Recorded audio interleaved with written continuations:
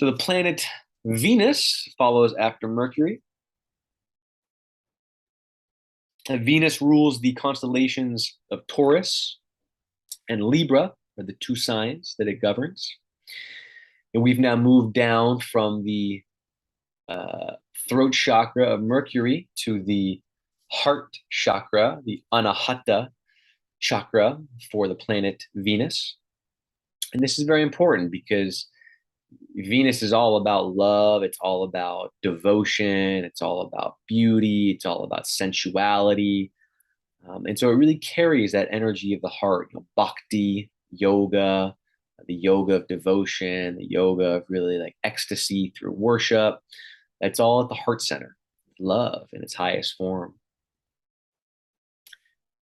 From an elemental perspective, Venus is representative of the element of water, primarily.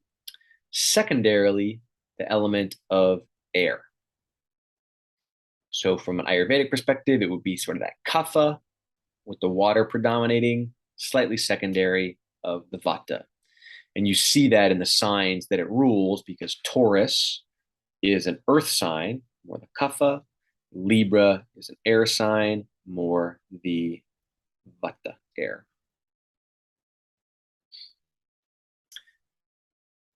Venus, like the moon that we were speaking about earlier, there are many similarities between Venus and the moon. There's a feminine energetic to Venus. It has that feeling component of water, especially being imbued in it. So it's very connected to beauty, to grace, to artistic expression, to allure, sensuality, as I mentioned.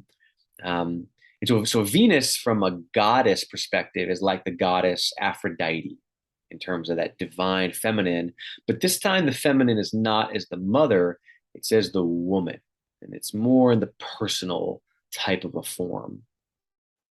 So Venus is the energetic of the sensuality of a beautiful woman, but also too of a beautiful tree, a beautiful landscape in nature, very Venusian, or a beautiful work of art, sculpture, a painting, this exquisite creativity and fine-tuned touch, or even an exquisite meal. It's just so sensuous, so scrumptious. Venus is all about refinement and sensitivity at the highest level.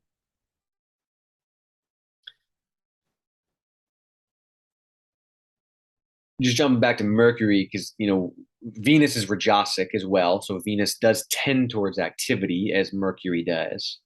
And if you were to look at the yogas, Venus would be more bhakti yoga, this devotion of the heart.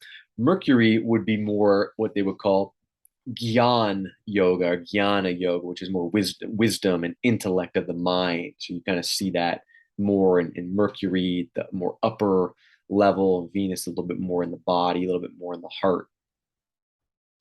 The sun, also from earlier, just because we were speaking about the sun, would be more about Raj yoga, really that yoga of deep meditation, deep consciousness, deep withdrawal.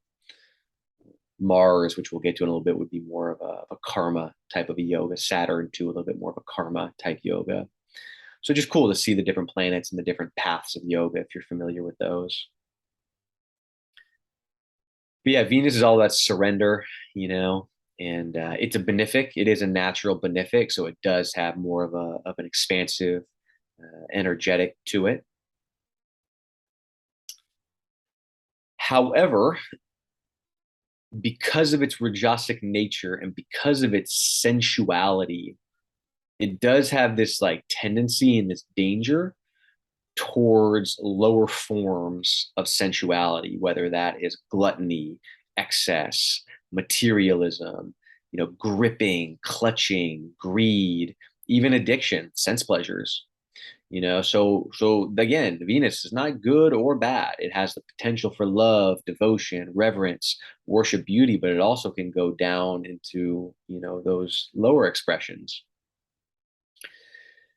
And if it does go into those lower expressions, it's almost like this allure that we're chasing after, but it doesn't actually bring the long-term fulfillment, which is why it's more rajasic, and that's the danger of it, is that we can get caught in the web of Venus, of Maya, of beauty, but it tricks us because it's not really real in the highest form. It's not sattvic like the moon. Um, it kind of perpetuates itself if we're not careful about it. So yeah, it's very fascinating. So very feminine. As I said, and this is one thing that's kind of interesting is that in Vedic astrology and in the Jyotish system,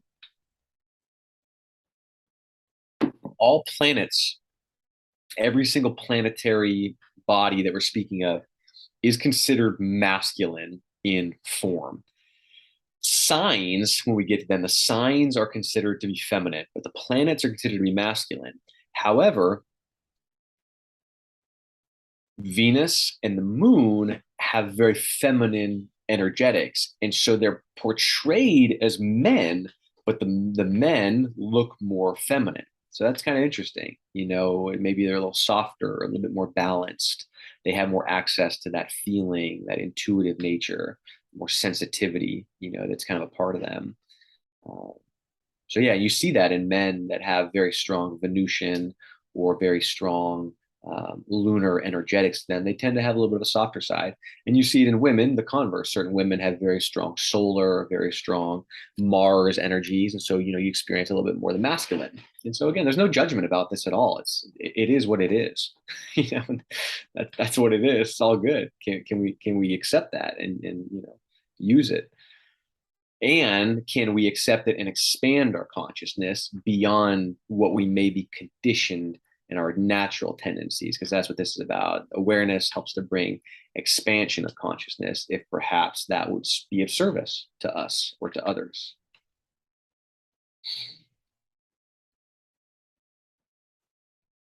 Okay.